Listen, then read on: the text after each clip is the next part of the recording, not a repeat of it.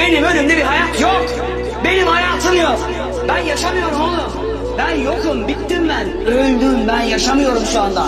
Benim bir hayatım yok. Sıkıldı ruhum, düşer yine hüzün yüzünden. Avluda oturup bir sigara yapmış Leyla.